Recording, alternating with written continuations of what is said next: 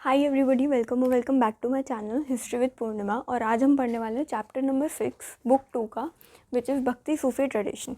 तो इस चैप्टर के अंदर हम बेसिकली पढ़ेंगे कि हिंदू धर्म जो था उसके बारे में, और नेक्स्ट पार्ट जो मतलब बुक को भी, इस चैप्टर को भी 2 पार्ट्स में डिवाइड किया है। तो पहले में हम हिंदुओं के बारे में पढ़ेंगे और दूसरे में हम इस्लाम के बारे में पढ़ेंगे कि कैसे इस्लाम इंडिया के अंदर आया और वो किस तरीके से फैला, और कौन से लोगों ने इस्लाम को फैलाया और कौन से लोगों ने भक्ति ट्रेडिशन को फैलाया। तो बुक्स खोल लो, जो उसका इंट्रो का पेज है उसके अंदर ये बताया कि जब मिड फर्स्ट मिलेनियम BCE चल रहा था तो तब कैसे हमारे डिफरेंट थिंकर्स आ रहे थे। हमने पढ़ा था ना थिंकर बिलीव्स वाले चैप्टर के अंदर कि हमारे यहाँ पे जैना में हमारे आए थे महावीरा, बुद्धिज़्म में बुद्धा आए थे, और वो लोग अपनी अपनी सोच के साथ आए थे कि कैसे हम एक सिंपल पाथ के थ्रू चीज़ों को ऑब्टेन कर सकते हैं, सैल्वेशन पा सकते हैं, ये सारी चीज़ें कर सकते हैं, राइट। तो ये बताया गया और उन चीज़ों को हमने कैसे समझा, उन चीज़ों को हमारी तरफ कैसे लाया गया, और उन चीज़ों से हमें कैसे पता चला कि वो क्या कर रहे थे उनके एविडेंसेस से। क्या एविडेंसेस? स्तूपास हो गए, मोनेस्ट्रीज हो गई, टेम्पल्स हो गए, हिंदू भी तो थे ना, तो टेम्पल्स हो गई, ये सारी चीज़ें जो हुई उनके थ्रू हमें पता चल रहा था कि ये एविडेंसेस थे, इन बेसिस पे इन्होंने ये काम किया था। इससे हमें और क्या पता चलता है कि कितनी ज़्यादा डाइवर्सिटी थी इंडिया में उस टाइम पे भी। तीन रिलीजन तो उस टाइम पे चल रहे थे ना, जैनिज़्म, बुद्धिज़्म एंड हिंदुइज़्म, ये 3 तो चल रहे थे ना। इसके बाद अभी हम सूफीज़ के बारे में भी पढ़ेंगे, और भी हैं आज तो, है ना। तो ये चीज़ हम देख रहे थे। और क्या पता चला कि यहाँ पे जो सोर्सेस थे ना, 2 तरीके से थे। तो अब क्या हो रहा था, एक तो होते हैं आर्कियोलॉजिकल एविडेंसेस और एक होते हैं रिटन टेक्स्ट। पर उस टाइम पे रिटन टेक्स्ट पहले नहीं होते थे, वो लोग ओरली ट्रांसमिट करते थे सारी चीज़ों को। समझ आया? ओरली मतलब मैंने कुछ बताया, आप लोगों ने नोट्स नहीं बनाए, मैंने कोई नोट्स नहीं बनाए, मैंने आपको चीज़ बताई, आपने आगे और 10 लोगों को बताई और 10 लोगों को बताई। ओरली आप बातों को बता रहे हो, ठीक है। पर इसमें एक प्रॉब्लम क्या थी, जब ये चीज़ों को ओरली ट्रांसमिट किया जाता है तो लोग क्या होता है अपने अकॉर्डिंग चीज़ों को मोल्ड कर देते हैं, क्योंकि उनको लगता है मे बी ये पर्टिकुलर चीज़ को आज के टाइम पे एक्सेप्ट नहीं किया जाएगा, इसलिए वो अपने अकॉर्डिंग से भी चीज़ों को मोड़ तड़ोड़ के अपनी हिसाब से चीज़ों को आगे स्प्रेड करते थे। और इससे क्या होता था, जो उसकी ऑथेंटिसिटी होती थी, जो रियल मैसेज होता था, वो कभी आने वाली जनरेशन तक पहुंचता ही नहीं था। इसलिए लोगों ने सोचा कि अब से हम लिखना शुरू कर देंगे, जो लिखा है वही पढ़ो और तुम्हें क्लियर हो जाए, बस इतना बताया हुआ है। और जो हमारे सेंट्स होते थे उनकी जो बायोग्राफीज़ होती थी उनको बोलते थे हेगियोग्राफीज़, और हेगियोग्राफीज़ के थ्रू पता चलता था कि वो लोग कैसे जी रहे हैं। बस अब इंट्रो हमारा ख़त्म हो गया, अब चलते हैं भक्ति ट्रेडिशन पे।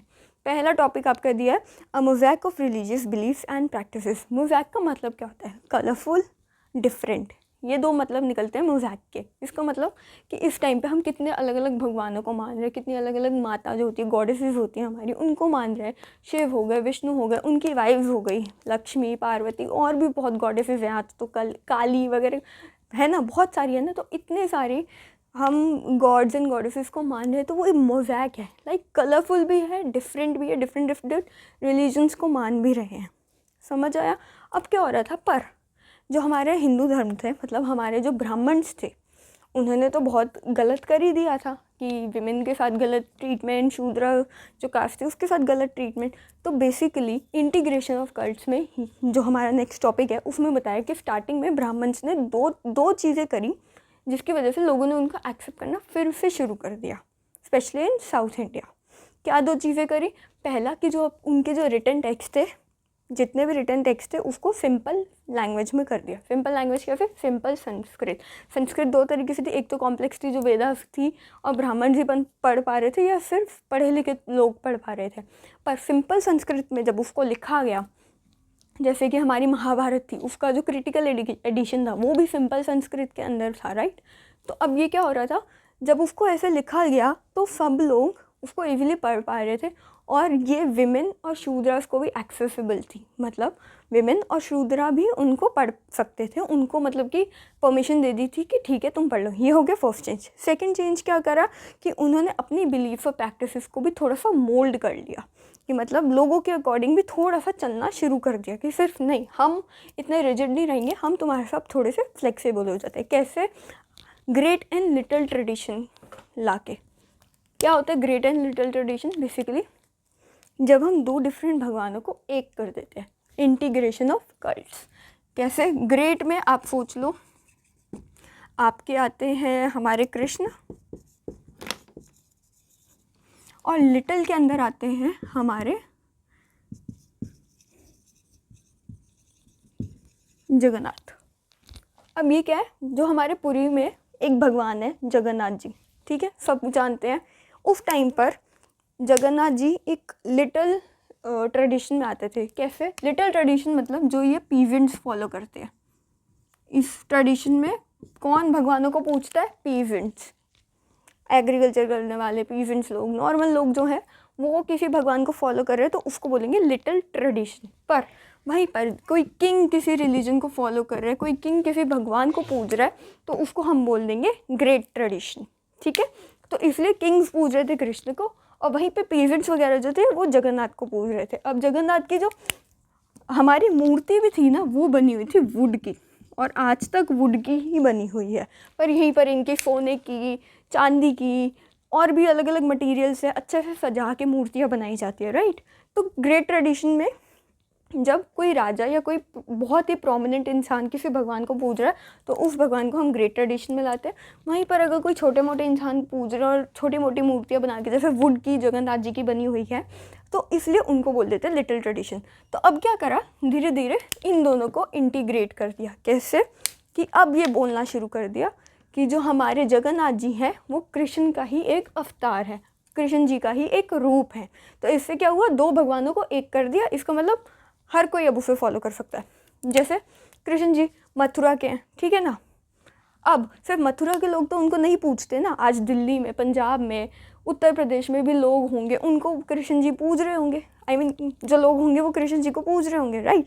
वैसे ही जगन्नाथ जी की जब यथ यात्रा निकलती है तो फिर पुरी या उड़ीसा के लोग नहीं जाते, पूरे इंडिया से लोग जाते उस यथ यात्रा को अटेंड करने के लिए, राइट।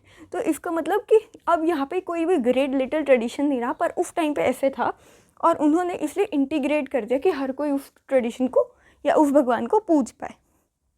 अब जो आपका ये ट्रेडिशन था, इस वर्ड्स को, ये टर्म्स जो थी आपकी, किसने कॉइन किया था?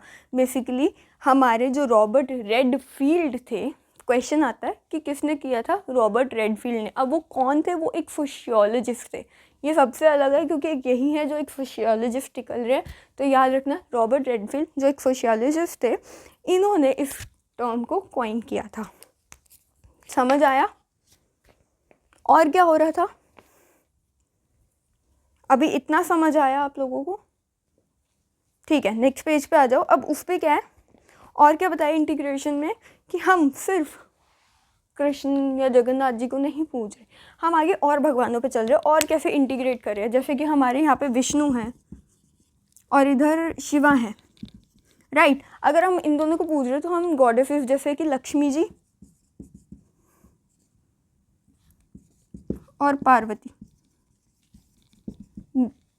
हम अगर इन गॉडेसेस को पूज रहे तो हमने इनको कैसे इंटीग्रेट कर दिया? इनकी वाइफ्स बना के। कैसे? पार्वती जी शिव जी की वाइफ है, लक्ष्मी जी विष्णु जी की वाइफ है, ठीक है। तो अब क्या करा, फिर से हमने गॉडेसेस और गॉड्स को भी इंटीग्रेट कर दिया, उनकी वाइफ्स बना के, कभी सिस्टर बना के, कभी कुछ करके, तो उनको भी इंटीग्रेट कर दिया। समझ आ रहा है? बस ये था आपका फर्स्ट टॉपिक ख़त्म होता है। क्या समझ आया इसमें? कि सबसे पहले कि ब्राह्मण्स ने दो चीज़ें करी, अपने अंदर दो चेंजेस लाए। चेंजेस लाने के बाद उन्होंने ग्रेट एंड लिटिल ट्रेडिशन को इंटीग्रेट कर लिया। कैसे? कृष्ण जी जो किंग्स के थ्रू पूजे जा रहे थे, ठीक है, और वैसे ही जगन्नाथ जी को पीजेंट्स वगैरह पूज रहे थे, तो इनको एक कर दिया, इंटीग्रेट कर दिया। किस तरीके से? कि जगन्नाथ जी जो है कृष्ण जी का ही ग्रुप है, तो अब पूरे इंडिया में पूजा जा रहा है। अब ये सिर्फ ना पीजेंट्स पूज रहे हैं ना किंग पूज रहे हैं, किंग जगन्नाथ जी को भी पूज रहे हैं, पीजेंट्स से कृष्ण जी को भी पूज रहे हैं। उसके बाद और इंटीग्रेशन कैसे किया? जो गॉडेसेस को हम पूज रहे थे उनको भगवानों की, गॉड्स की वाइफ बना दिया। कैसे? लक्ष्मी जी को विष्णु की वाइफ बनाया हुआ, पार्वती जी जो है हमारी शिव जी की वाइफ है, तो इस तरीके से इंटीग्रेट किया। इसके बाद क्या हुआ, अब धीरे धीरे अगर कोई ट्रेडिशन आ रहा है तो इसका मतलब ये तो नहीं ना कि आप बहुत ही सॉफ्टली और बिना किसी वायलेंस या फिर किसी भी प्रोटेस्ट के अगेंस्ट, बिना किसी प्रोटेस्ट के आपका सारे काम हो जाएंगे। ऐसा तो नहीं होता ना, कहीं पे कुछ आ रहा है तो लोगों में डिफरेंसेस भी आएंगे और कॉन्फ्लिक्ट्स भी आने वाले हैं, ठीक है। तो अब कैसे आया नेक्स्ट, कि जो लोग थे सिर्फ इन लोगों को नहीं पूज रहे थे, वो लोग कर रहे थे तांत्रिक प्रैक्टिसेस। तो बेसिकली देखो ये तीन चीज़ें याद रखना, एक है तांत्रिक, एक होता है वैदिक, एक होता है पुराणिक। तांत्रिक के अंदर हम गॉडेसेस की पूजा करते हैं। तांत्रिक प्रैक्टिसेस जो होती है ना आपकी, उसमें हम गॉडेसेस की पूजा करते हैं, मतलब जो फीमेल भगवान होते हैं उनकी पूजा करते हैं और उनके थ्रू हम लोग सारी चीज़ों को हमारे जो रिचुअल्स होते हैं उनके थ्रू परफॉर्म करते हैं। इतना समझ आया? तांत्रिक प्रैक्टिस में एक अच्छी चीज़ क्या निकली, ये मेन वीमेन किसी भी क्लास जेंडर कुछ भी देखते नहीं थे, सब चीज़ों को इग्नोर करते हुए ये लोग कहते थे कि ठीक है हमारे उसमें आ जाओ, हमारे प्रैक्टिसेस में आ जाओ, हम कुछ भी नहीं दिखते। ये हर किसी को इक्वली रिस्पेक्ट करते थे, हर किसी के लिए इक्वली रहते थे, किसी भी जेंडर पे, कास्ट के, क्लास के बेसिस पे लोगों को डिस्क्रिमिनेट नहीं किया जाता था। तुम जो हो कोई बात नहीं, यहाँ आओ और यहाँ पे सब इक्वल हैं, कोई भी ऐसे अनइक्वली किसी को भी ट्रीट नहीं किया जाएगा। और क्या है, इन्होंने जो वेदास की जो अथॉरिटी थी उसको भी इग्नोर करा। ऑफ कोर्स हर कोई वेद को इग्नोर करा क्योंकि वो बहुत ही ज़्यादा हार्ड है, बहुत ही ज़्यादा मुश्किल हो रहा है लोगों को उनके प्रैक्टिसेस को परफॉर्म करना, इसलिए हर कोई उनको इग्नोर करते हुए दूसरी तरफ जा रहा था। समझ आया? इसके बाद वैदिक और पुराणिक में क्या आता है डिफरेंस, कि जो वैदिक है ना, इस टाइम पे हम बहुत ही सिंपल भगवानों को पूज रहे थे। कैसे? अग्नि, इंद्र और सोम, बस नेचर से जो चीज़ें हमें मिलती थी उनको हम पूज रहे थे, ठीक है ना। पर पुराणिक के अंदर हम आइडियल वर्शिप पे चली गए, सारे भगवानों को पूजने चले गए, इंटीग्रेशन हो गया, ये सब चीज़ें हो गई, सब हो गया। तो बेसिकली डिफरेंस क्या हुआ, हम इसमें गॉडेसेस को पूजते हैं, इसमें हम बेसिक जो भगवान हमारे इनिशियल टाइम में थे, अग्नि, इंद्र, सोम अभी भी हैं, पर इनको हम उस टाइम पे बहुत ज़्यादा लेवल पे जाके पूजते थे। और जो हमारे पुरानिक ट्रेडिशन है उसमें हम आइडल वर्शिप पे चले गए और ऑलमोस्ट हर भगवान को पूज रहे हैं। ये 3 डिफरेंस था। इसके अंदर कोई भी जेंडर, क्लास, कास्ट कुछ नहीं देखते थे, हर किसी को इग्नोर करते हुए, मतलब कि हर किसी की डिस्क्रिमिनेशन को हटाते हुए इक्वली सबको मौका देते थे कि प्रैक्टिस कर लो।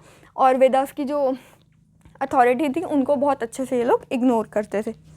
समझ आया? अब अर्ली ट्रेडिशन ऑफ भक्ति, जो नेक्स्ट टॉपिक है आपका, अर्ली ट्रेडिशन ऑफ भक्ति। इसमें क्या हो रहा है, भक्ति 2 तरीके से होती थी, एक था सगुण और दूसरी थी निर्गुण। सगुण मतलब जब जहाँ पे आप आइडल वर्शिप करते हो, जब आप किसी भगवान की पूजा करते हो, जैसे विष्णु, कृष्ण, शिव, पार्वती, ऐसे जो होती है उसको हम आइडल वर्शिप कहते हैं। और वहीं पे मतलब कि सगुण भक्ति कहते हैं। वहीं पे निर्गुण भक्ति में भगवान की फॉर्मलेस है, शेपलेस है, आप जहाँ देखो वहीं भगवान है। जैसे कि कबीर जिस तरीके से फॉलो कर रहे थे, वो इस्लाम में भी भगवान को किसी एक फिगर के अंदर नहीं देखा जाता, उसमें भी यही कहा जाता है ना कि भगवान हर जगह है, एक ही भगवान है अल्लाह, और वो हर जगह है, हम किसी फिगर में उनको नहीं देखते। तो वो क्या करते हैं, निर्गुण भक्ति करते हैं। तो 2 तरीके की भक्ति होती है, एक होती है सगुण और दूसरी होती है निर्गुण भक्ति। समझ आया? अब क्या आ रहा था कि ठीक है, सगुण और निर्गुण भक्ति होती है, 2 तरीके की भक्ति होती है। इसमें क्या होता है, एक में होता है कि फॉर्मलेस और दूसरे में होता है कि आप किसी फिगर में भगवान को देखते हो। इसके बाद क्या हो रहा था कि 2 तरीके से ना लोग बट गए थे, बटे नहीं थे, मतलब 2 डिफरेंट भगवानों को पूज रहे थे, तो उनको 2 कैटेगरीज के अंदर डिवाइड कर दिया गया था। कैसे? एक थे अलवर्स और एक थे नारायणास। अब जो नारायणास है, आप उसका नाम सुन के कन्फ्यूज़ हो जाओगे कि वही नारायण के, विष्णु के, ये सब चीज़ें नहीं। पर अलवर्स मतलब विष्णु भगवान को पूजने वाले, वहीं पे जो थे शिव जी को पूजते थे, ठीक है। अलवर्स विष्णु को पूजते थे, शिव जी को नारायणास पूजते थे। वी याद रखना, थोड़ा सा इजी हो जाएगा याद करना, ठीक है। अब क्या हो रहा था कि ये ना साउथ इंडिया में बहुत ज़्यादा प्रोमिनेंट हो रहा था कि अलवर्स और नारायणास, ठीक है, अलवर्स नारायणास चल रहा है उधर। वहाँ पे इनकी डिवोशन के लिए लोग जो हैं भक्ति भी कर रहे हैं, सब कुछ कर रहे हैं। और क्या हो रहा था यहाँ पे, एक पॉजिटिव चीज़ क्या हो रही थी कि जब इनकी भक्ति करी जा रही थी ना, जो भजन होते थे, जो पोएम्स होती थी ना, उसको लोग गली गली में जा के गाते रहते थे। मतलब गाते गाते चलते जाते थे और लोगों को अपने साथ एक कनेक्ट कर लेते थे, एक ग्रुप बना लेते थे। इस तरीके से इनका जो रिलीजन था वो तमिल के अंदर साउथ इंडिया में फैलने लग गया। और कौन सी लैंग्वेज में? ऑफकोर्स तमिल में। समझ आया? अब क्या हो रहा था, नेक्स्ट पेज पे आ जाओ। कि पहले तो इनके मंदिर तो छोटे छोटे थे, नॉर्मल से मंदिर होते थे, पर धीरे धीरे इनको बहुत ही ज़्यादा डेवलप कर दिया, एक सेक्रेड प्लेस बना दी, सब कुछ कर दिया। ये एक सेंटर ऑफ पिलग्रिमेज बन चुके थे और यहाँ पे लोग पूजा करते हैं, कॉम्पोजिशंस होती थी पोएम्स की, लोग वहाँ पे गीत गा रहे हैं, भगवान की प्रेजेस में गा रहे हैं। और धीरे धीरे जो पोएट सेंट्स थे, जैसे कि मीराबाई भी है तो और भी हैं, तो अब वो सेंट्स थे तो उनकी भी पूजा करने लग गए थे। ऐसा सा हो रहा था यहाँ पे, उनकी भी पूजा या फिर उनकी भी फिगर्स को लगाया जा रहा था मंदिरों के अंदर। ये तो आप सबको पता है, इस्कॉन में चले जाओ आपको बहुत अच्छे से वहाँ पे पता चल जाएंगी ये चीज़ें। ठीक है, अब क्या हो रहा है, सबसे पहले हम पहले पढ़ते हैं थोड़ा सा अलवर्स के बारे में। अलवर्स किसके होते हैं? विष्णु के। अब इसमें क्या बताया है कि अलवर्स और नारायणास जो थे ना, वो ना ब्राह्मण्स के जो डोमिनेंस थी, ब्राह्मण्स का जो टाइप था ना, तरीका था उनका, उसको इग्नोर करते हुए चलते थे कि नहीं यहाँ पे ऐसा कुछ नहीं है, नॉर्मली हम चलते हैं। बहुत अच्छे से एटीट्यूड था उनका, एक बहुत ही अच्छा एटीट्यूड था। और वो लोग कास्ट सिस्टम के अगेंस्ट आके प्रोटेस्ट भी करते थे कि नहीं, कास्ट सिस्टम कुछ नहीं होता, सबको इक्वल मानो भाई, ऐसे नहीं कर सकते आप कि किसी को भी अनइक्वल करो। जब भगवान के थ्रू तुम सब एक समान आए थे तो यहाँ नीचे आके तुमने क्यों अनइक्वली लोगों को ट्रीट करा, वहाँ पे भी इक्वली ट्रीट करो। ये चीज़ें करते थे, प्रोटेस्ट करते थे उनके अगेंस्ट। और क्या बताया, ऐसे ही हमें एक बुक भी मिली है, नलरिया दिव्य प्रबंधनम, जो विष्णु भगवान के लिए है, उसको लिखा गया है अलवर्स के थ्रू। मतलब अलवर्स वाला जो है, मतलब विष्णु भगवान के लिए, या उस बुक के अंदर अलवर्स ने लिखा कि कैसे उन्होंने क्या चीज़ें करी। नलरिया दिव्य प्रबंधनम। अब वो इतनी इम्पॉर्टेंट क्यों है? क्योंकि वो वेदास के इक्वल है। जैसे नॉर्थ इंडिया के अंदर ब्राह्मण्स के अंदर वेदास बहुत इम्पॉर्टेंट है, राइट, वैसे ही नलरिया दिव्य प्रबंधनम जो है तमिल लोगों के लिए उनकी वेद है, तमिल वेद नलरिया है। ठीक है, समझ आया? ब्राह्मण्स के लिए जितनी इम्पॉर्टेंट वेद है उतनी ही इम्पॉर्टेंट नलरिया दिव्य प्रबंधनम है तमिल लोगों के लिए। वो इतनी इतनी पावर रखती है अपने अंदर कि वो वेद के इक्वल आ गई है। तमिल वालों के लिए वो उनकी वेद है। समझ आया? समझ आया?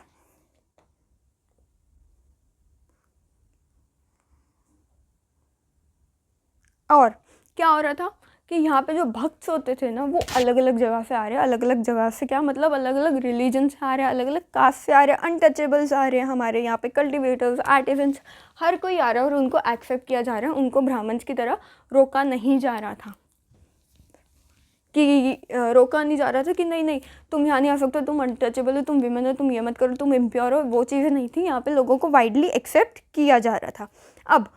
अब शिव जी, विष्णु जी के, इनकी जैसे कि तमिल वालों की ऐसे बुक्स वगैरह लिखी, डिवोटीज़ भी तो होंगे ना। अब हम दो इम्पॉर्टेंट डिवोटीज़ के बारे में पढ़ेंगे। एक होगी हमारी अलवर्स के थ्रू और एक होगी हमारी नारायणास में। दो फीमेल डिवोटीज़ थी जिन्होंने बहुत ही एक्सट्रीम जाके भगवान की पूजा करी थी। कैसे? जो हमारी अंडल थी वो थी अलवर्स की, मतलब वो विष्णु भगवान को पूछती थी अंडल। और उसकी जो कॉम्पोजिशंस है ना, जैसे कि हमारी मीराबाई थी, फॉर एग्जांपल हमारी मीराबाई थी, वो कृष्ण जी को बहुत अच्छे से पूछती थी, अपने पति के रूप में एक्सेप्ट कर चुकी थी उनको, और उनकी ही गाने गीत गा गा के पूरी गलियों में घूमती थी और लोग उनकी आज भी उनके गीतों को गाते हैं। वैसे ही अंडल जो थी वो भी विष्णु भगवान की थी, वो कृष्ण की थी, ये विष्णु की है। बात तो एक ही, अवतार तो हो गए, ठीक है। तो अब ये विष्णु भगवान की थी और इनके भी गीत गाए जाते थे, ये भी गीत गाती थी, और इनके आज भी जो पोएम्स है, सॉन्ग्स हैं, उनको वाइडली आज भी गाया जाता है। ये थी हमारी अंडल, कहाँ से? अलवर्स के थ्रू। वहीं पर हमारी दूसरी थी नयनार्स में, करियाकाल अमैयर।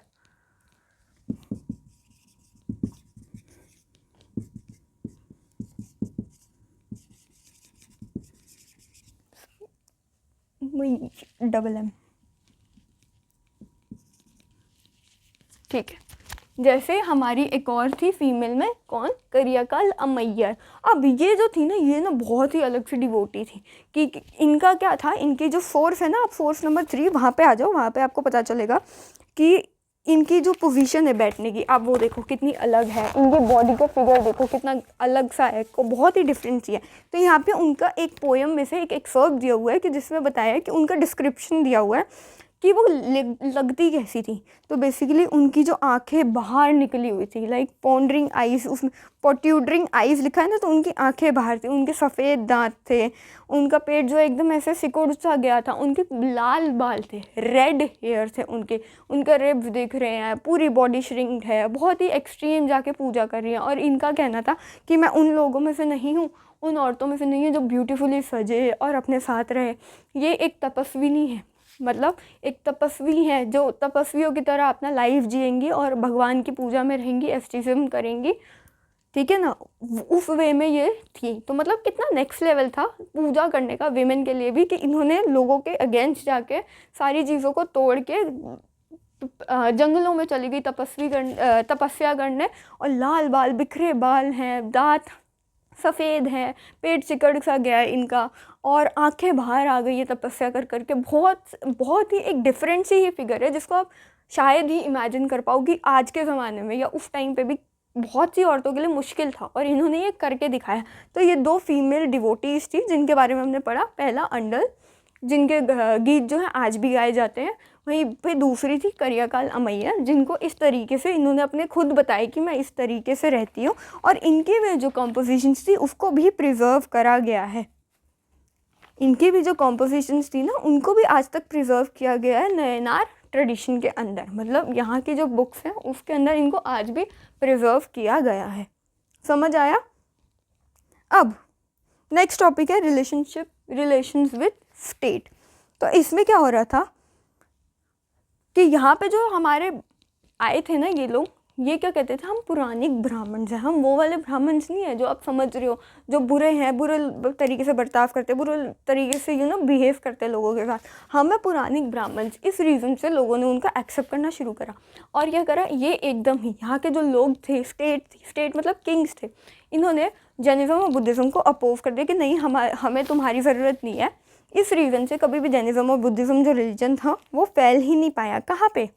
साउथ इंडिया के अंदर। साउथ इंडिया के अंदर आपने कभी भी देखा कि ये फैला हुआ है? नहीं ना। वहाँ पे शुरू से ही हमारा भक्ति ट्रेडिशन चल रहा था।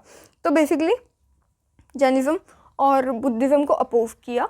अब ये जो आए थे इनको भी एक रॉयल सपोर्ट की ज़रूरत है। क्यों रॉयल सपोर्ट क्यों चाहिए होता है?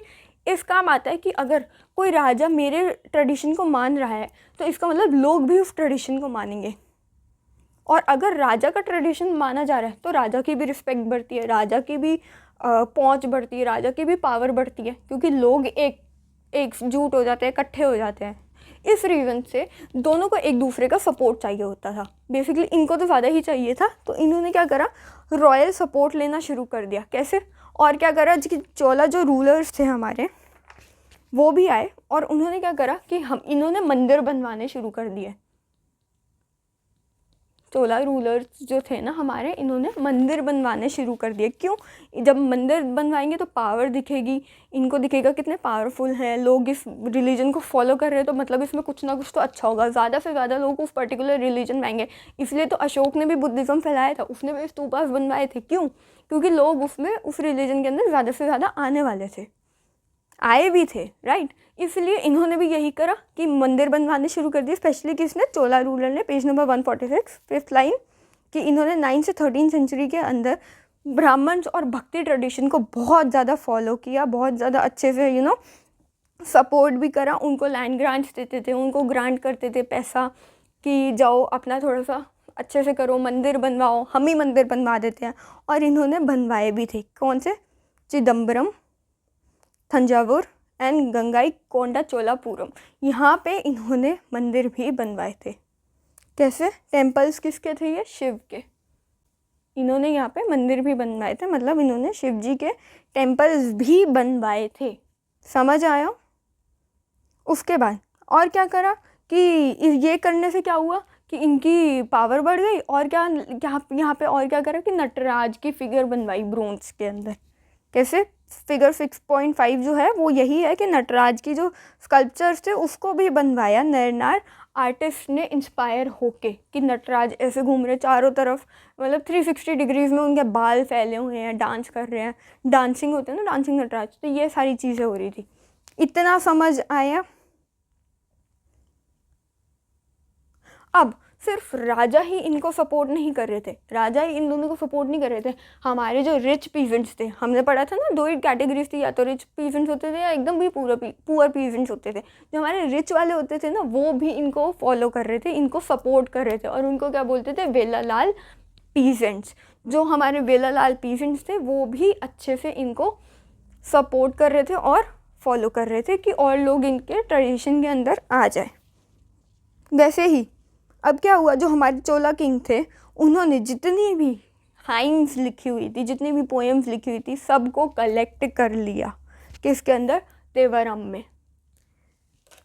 जितनी भी हाइम्स लिखी हुई थी ना, उसको कलेक्ट कर लिया तेवरम नाम की एक बुक के अंदर। क्यों कर लिया, क्योंकि प्रिजर्व करेंगे, फ्यूचर जनरेशन तक पहुंचेगी, और ज़्यादा ये रिलीजन आगे भी रेलेवेंट रहे और लोग उसको अब तब भी फॉलो करते रहे, इसकी कहीं पे भी कहीं इम्पोर्टेंस ख़त्म ना हो जाए, इसलिए इन सब चीज़ों को प्रिजर्व करके रखते थे। समझ आया। वैसे ही एक एग्जाम्पल है कि चोला रूलर जो थे हमारे परंतका वन, उन्होंने मेटल की इमेजेस बनवाई थी। किसकी, अपार की, संबदार की और सुंदरार की।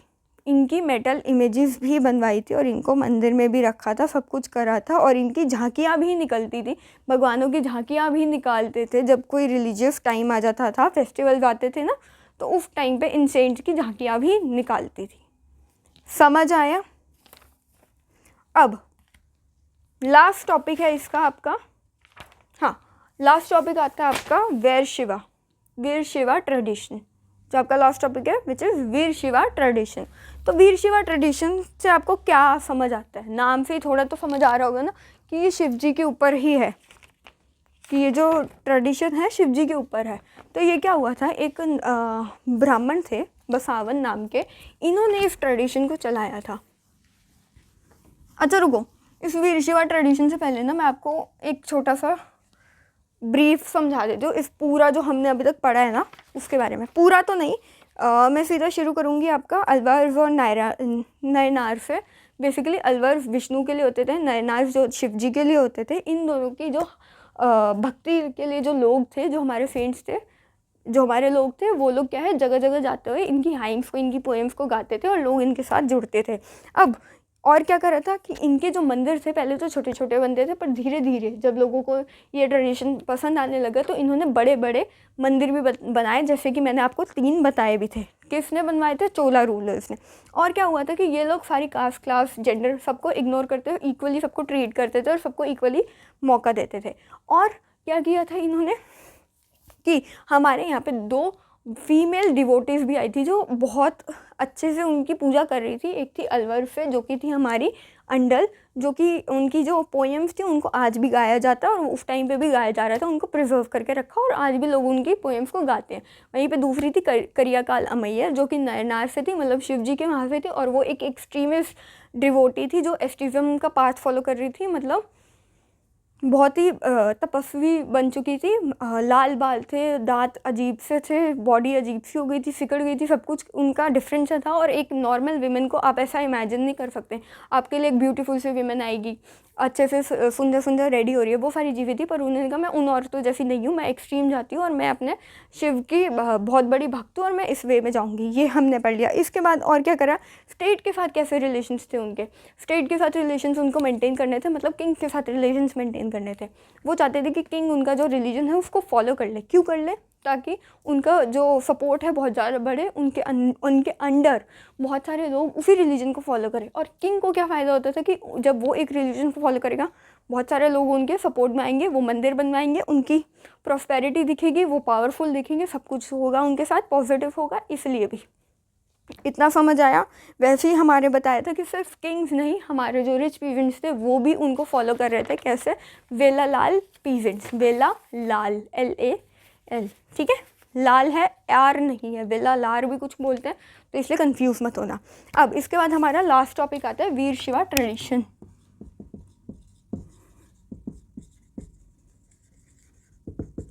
ये क्या है, बेसिकली शिव जी के लिए है वीर शिवा, मतलब नाम से ही पता चल रहा है। बसावना नाम से एक ब्राह्मण था जिन्होंने इस ट्रेडिशन को शुरू करा था बेसिकली शिव जी के लिए, मतलब वो शिव जी को मानते थे और इस ट्रेडिशन को उन्होंने फॉलो करना, मतलब शुरू करना शुरू कर दिया था।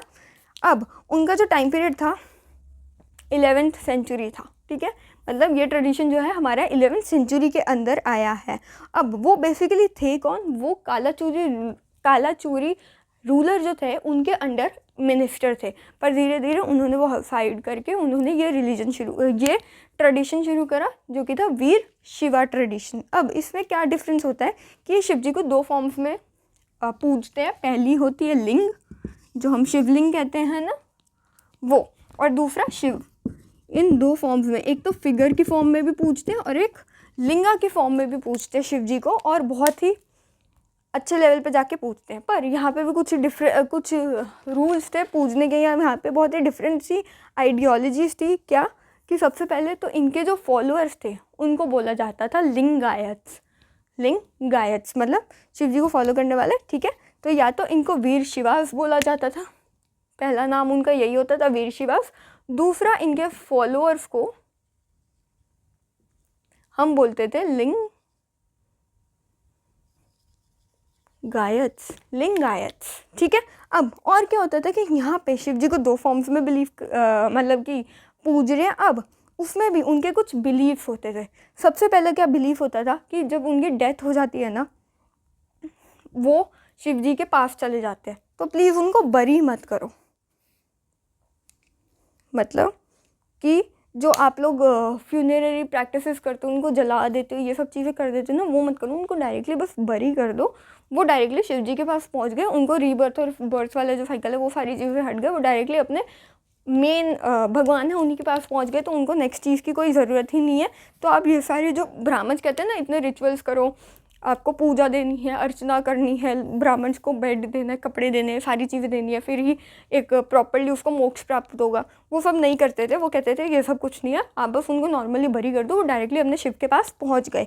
दूसरा कि वो एक सिल्वर केस के अंदर छोटे से लिंग को अपने लेफ्ट हैंड में बांधते थे। यहाँ पे लोगों को आपने देखा होगा ना, एक धागे के अंदर एक छोटा सा सिल्वर केस पहना होता है, वो किस लिए होता है, लाल धागा बेसिकली, वो लाल या काला कोई भी होता है। तो वो क्यों होता है कि वो लिंगायत्स को फॉर्म दिखाते हैं कि ये जो है ये वीर शिवा ट्रेडिशन के हैं। समझ आया कि वो लोग जो है ये वीर शिवा ट्रेडिशन के हैं और ये लोग इनको क्या कहते हैं, पूजते हैं। और क्या बताया कि यहाँ पे थोड़ा सा ढंग से ट्रीट करो। कैसे, सोर्स नंबर 4 उधर आओ। Here is a vachana compose by Basavanna when they see a serpent. मतलब यहाँ क्या बताया कि यहाँ पे क्या हुआ है कि जब नाग पंचमी आती है तुम पूछना शुरू कर देते हो, नाग पे दूध चढ़ाते हो, ये करते हो, सब चीज़ें करते हो, पर वहीं पर इन रियलिटी अगर तुम्हारे सांप आ जाए, तुम्हारे को सांप दिख जाए, तुम उसको मारने लग जाते हो। ये कहाँ का रिलीजन है? एक तरफ तुम एक सांप को पूज रहे हो नाग पंचमी के टाइम पे, वहीं पे दूसरी तरफ अगर तुम्हारे पास इन रियल अगर सांप दिख जाए तो तुम उसको मारना शुरू कर देते हो। ऐसे नहीं होता, न्यूट्रल रहो, या तो पूजो ही मत दोनों तरफ से, या फिर दोनों तरफ से पूज रहे हो तो उसको मारो मत और इसके साथ वो मत करो। ये चीज़ बताइए। दूसरा क्या है कि अगर, और क्या बताएं कि जब एक सर्वेंट आता है तुम उसको खाने नहीं देते। मतलब कैसे, कौन सा सर्वेंट? जो बेसिकली भक्ति वगैरह कर रहे हैं, ये जो घूमते हैं, दर दर भटकते हैं, तो जैसे कि खाना मांगने आते हैं कि हमें भिक्षा हम दे, बोलते हैं ना, तो हमें खाना दो, कुछ दो, भिक्षा दो। तो अगर तुम वही नहीं दे रहे हो, उसके बाद तुम क्या ऐसे भगवान को मान रहे हो, ये नहीं समझ आ रहा मुझे। तो ये था हमारा वीर शिवा ट्रेडिशन। इसमें और क्या है कि इन्होंने ब्राह्मण्स के जो चैलेंजेस थे, कास्ट सिस्टम था, उसको भी बहुत ज़्यादा लेवल पे जाके अपोज किया था। कैसे कि उन्होंने थ्योरी ऑफ रीबर्थ को क्वेश्चन कर दिया। हमें बताओ कैसे है ये जो बर्थ और रीबर्थ की आप थ्योरी कह रहे हो, मोक्ष प्राप्त करने के लिए इतनी पूजाएं करा रहे हो, हमें बताओ कि कैसे होती हैं। दूसरा क्या बोला कि दूसरी चीज़ क्या बोली कि ब्राह्मण्स मना करते थे प्यूबर्टी मैरिज को और विडो री मैरिज को। प्यूबर्टी मैरिज मतलब कि जब हार्मोनल चेंजेस आते हैं एक लड़की के अंदर, उसी के बाद ही लड़की की बेसिकली शादी होनी चाहिए, क्योंकि वो छोटी सी होती है, उन तो मतलब कि वो बच्ची एकदम छोटी होती है, 10-11 साल की होती है, मे बी उसकी मेंस्ट्रुएशन साइकिल भी नहीं शुरू होता, तुम उसकी शादी करा देते हो। और उसको जब पहला साइकिल होता है उसी टाइम पे अगर वो प्रेग्नेंट हो जाती है तो बहुत से केसेस आते हैं कि लड़कियाँ मर जाती हैं, ऐसा भी केस आता है। तो वो कहते हैं कि प्यूबर्टी मैरिज को तुम सपोर्ट करो ताकि वो एक प्रॉपर एज तक आए, 18-19-20 साल की हो जाए, थोड़ा सा उनको अकल आ जाए, थोड़ी सी उन्हें समझ आ जाए दीन दुनिया की, सब कुछ आ जाए, उसके बाद तुम उनकी शादी कराओ ना। कोई भागा तो नहीं जा रहा, तो टाइम से एकदम प्रॉपर एज पे शादी कराओ, एज से पहले तो उन्हें शादी करानी चाहिए। दूसरा क्या बोला कि विडोज़ जो होती है री मैरिज उनकी कराओ। सती प्रथा चल रही थी, है ना, कि अगर अगर कोई हस्बैंड वाइफ से पहले मर गया तो उसको ज़िंदा जला देते थे अपने हस्बैंड के साथ। वहीं पे कुछ औरतें जो थी विलिंगली चली जाती थी कि ठीक है हम मर जाएंगे, वहीं पे कुछ होती थी कि वो उनको ज़बरदस्ती धक्के देते थे। इसलिए इन्होंने कहा कि नहीं, विडो की री मैरिज करा दो, उसको क्यों मार रहे हो, उसकी क्या गलती है, नहीं है ना, तो इसलिए वो कहते थे कि तुम उसकी री मैरिज करा दो। समझ आया। और इसका फोर्स क्या है, इसके जो वचन जो हैं उसका फोर्स क्या है, बेसिकली ये इसको जो है कन्नड़ लैंग्वेज के अंदर कंपोज किया गया मेन एंड वीमेन दोनों से, मतलब ये भी ओपन था मेन और वीमेन को, तो मतलब इसको कन्नड़ लैंग्वेज के अंदर कंपोज किया गया था और ये हमारा फोर्स है। इसके साथ हमारा भक्ति ट्रेडिशन जो है ख़त्म हो जाता है। बहुत जल्दी हमने फिर भी ख़त्म कर लिया, तो हमारा भक्ति ट्रेडिशन ख़त्म हो गया। नेक्स्ट हमारा तो सूफ़ी ट्रेडिशन, ठीक है, सूफीज़म जो है हमारा वो पढ़ेंगे कि कैसे सूफीज़म आया इंडिया के अंदर, कैसे फैला, ये सब चीज़ें करेंगे। और फिर नेक्स्ट क्लास के अंदर मैं कबीर वाहिगुरु जी जो है वाहिगुरु जो है और हमारी जो मीराबाई हैं उनके बारे में बताऊंगी, ठीक है। चलो अब नेक्स्ट पढ़ते हैं। अपना पेज नंबर 148 खोल। खुल गया पेज नंबर 148। तो इधर क्या पता है कि नॉर्थ इंडिया के अंदर तो हमारे विष्णु शिवा को बहुत अच्छे से वर्शिप किया जा रहा था और उनको जो है हमारे रूलर्स थे सपोर्ट भी कर रहे थे। क्या टॉपिक पढ़ा रही हूँ मैं, रिलीजियस फर्मेंट इन नॉर्थ इंडिया। वहीं पर क्या है कि यहाँ बहुत सारे राजपूत रूलर्स भी उस टाइम पे एमर्ज हो गए थे और उनकी जो वहाँ पर जो सिचुएशन थी ना, ब्राह्मण्स ने उनको ले लिया था, मतलब कि ब्राह्मण्स को वो लोग सपोर्ट कर रहे थे। समझ आया। बहुत सारे राजपूत रूलर्स, यहाँ लिखा है ना, several Rajput states emerged. In most of these states, Brahmins occupied position of importance, performing a range of secular and ritual functions. मतलब कि वो लोग वहाँ पे रिचुअल फंक्शंस कर रहे हैं, सारे रिचुअल प्रैक्टिसेस वगैरह कर रहे हैं और राजपूत ने भी उनको बहुत ही अच्छे से सपोर्ट करा है। वहीं पर हमारे डिफरेंट इन सभी चीज़ जो ये ऑर्थोडॉक्स रिलीजियस लीडर्स हैं उन सबको तोड़ने के लिए हमारे और भी लीडर्स आए, या बोल सकते हैं कि बहुत ही सिंपल तरीके से रिलीजन को समझाने के लिए बहुत ही डिफरेंट लोग आए, ग्रुप आए, जो कि जैसे कि नाथ, जोगीस, कलंदर्स, मलंग्स, ऐसे बहुत सारे जो हैं वो हमारे ग्रुप्स थे जो हमें बताने आए थे कि रिलीजन को ईजिली और सिंपल वे में भी फॉलो कर सकते हैं। और बेसिकली ये सारे जो ग्रुप्स थे वो कौन से थे, हमारे आर्टिजनल ग्रुप्स। अभी इस्लाम आया नहीं है, अभी सूफिज़म नहीं आया, अभी हम बस इतना सा पढ़ रहे हैं कि छोटे छोटे से नाच, जोगीस, कलंदर्स जैसे लोग आए जो समझा रहे थे कि कैसे हम एक रिलीजन में किसी रिलीजन को हम बहुत ही सिंपल तरीके से फॉलो कर सकते हैं। तो अब आ जाओ सेकंड पैराग्राफ के अंदर, तो वहाँ पे क्या लिखी हुई है। सेकंड पैराग्राफ के अंदर बताया हुआ नाच, जोगी, सिद्धा जैसे बहुत सारे ग्रुप्स है जो कि आर्टिजनल्स ग्रुप थे, वीवर्स के ग्रुप्स थे और इनकी जो इम्पोर्टेंस थी ना बहुत ज़्यादा बढ़ रही थी क्योंकि इनका क्राफ्ट प्रोडक्शन बढ़ रहा था, मतलब उस टाइम पे क्राफ्ट प्रोडक्शन बहुत ज़्यादा बढ़ रहा था। अब क्यों बढ़ रहा था, ये सारा डिमांड जो है बढ़ रहा है कैसे, लॉन्ग डिस्टेंस ट्रेड में, कैसे सेंट्रल एशिया, वेस्ट एशिया तक ये लॉन्ग डिस्टेंस ट्रेड हो रहा था और इनमें क्या था कि ये वाले भी वेदास की अथॉरिटी को क्वेश्चन करने आए थे। तो यहाँ पे तो ऑलमोस्ट जितने भी आएंगे ना, आप एक चीज़ तो हमें हर चीज़ में जितने भी रिलीजन आए ना सब में लिख दो कि इन्होंने वेदास की अथॉरिटी को क्वेश्चन कर दिया। हर जगह ये टॉपिक, हर जगह ये पॉइंट आपका चलने वाला है। समझ आया। कुछ छोटे छोटे ग्रुप्स हैं, आर्टिजनल ग्रुप है, नाथ, जोगी, सिद्धार्थ जैसे, जो कि वेदास की अथॉरिटी को क्वेश्चन कर रहे थे और वो कैसे बता रहे थे कि एक रिलीजन को सिंपली भी हम फॉलो कर सकते हैं। और क्या बताया कि इस टाइम पे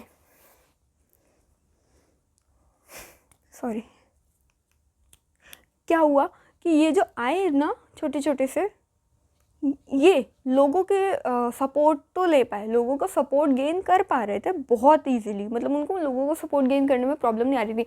पर वो कभी भी किसका सपोर्ट गेन नहीं कर पा रहे थे? एलीट क्लास का, रूलर्स का, जो हमारे वेल अलार्फ जैसे और भी रिच पीजेंट्स होंगे दूसरे का, उनका, ये कभी भी उनका सपोर्ट नहीं गेन कर पाए। पर आम लोग जो थे, नॉर्मल कॉमन पीपल थे, उनका सपोर्ट हमेशा इनके पास था।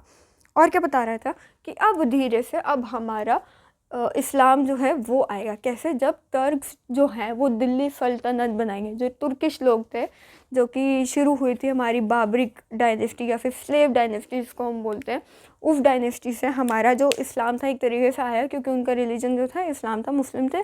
तो इस तरीके से अब धीरे धीरे हमारी फिगर के अंदर इस्लाम आने वाला है।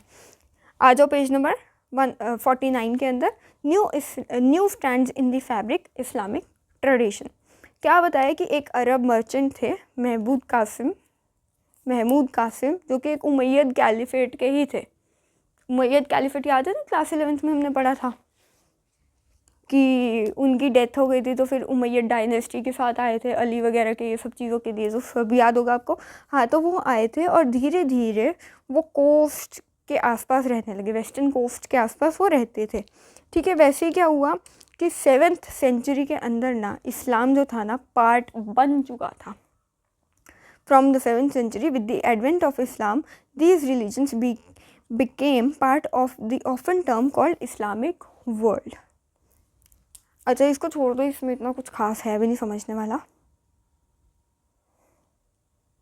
छोड़ो, अब आ जाओ पेज नंबर 149। वहाँ पे क्या है कि fates of the rulers and subjects. क्या हुआ कि महमूद कासिम जो थे, जिन्होंने 711 CE के अंदर सिंध को कैप्चर कर लिया। सिंध कहाँ था? इंडिया के अंदर।